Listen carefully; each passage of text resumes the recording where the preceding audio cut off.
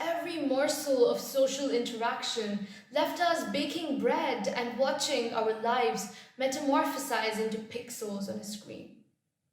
As a restless teenager, staying indoors 24/7 was not my idea of freshman year of high school.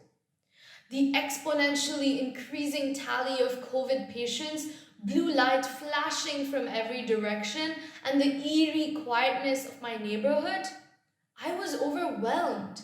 I wanted an escape. My dad is an avid philatelist and has been collecting stamps and postal paraphernalia for a long time.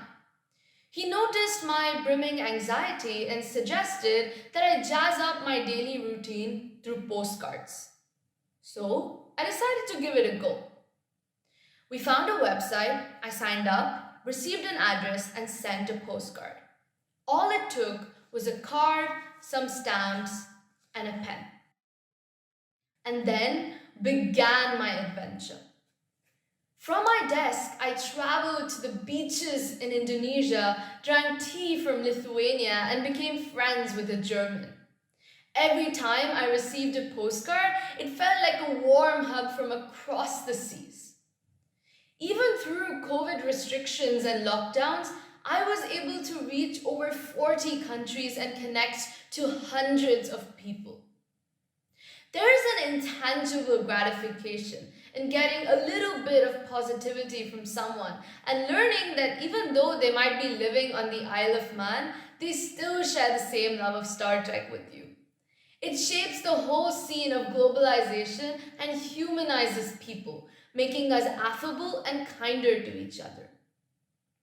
Even though I started this as a solitary venture, I ended up emerging a social butterfly. When you send postcards, you are having a real conversation with a real person and not a bot on Reddit. It brought about community in the most unexpected place and in the most unexpected time. I am so grateful for all the lovely people who wrote little words of affirmation that brightened my spirit and kept me hopeful during those trying times. The world is such a wholehearted place brimmed with goodwill, so I urge everyone to look past borders and welcome all kinds of cultures and perspectives into your life. Think again and become a global citizen. When I look back, I did not know that all along this hobby was a precursor to a new life in a new country. Last year, I packed my bags and flew across the globe to a new home, and I have to say, knowing a few Swedish postcard friends definitely made the move easier. Now, even though my dad and I don't walk to the same post office as before, and I don't use Indian stamps, I still feel my postcards ingrained to my identity as I change my address on the website and utilize my learnings in cross-cultural exchanges at my international school.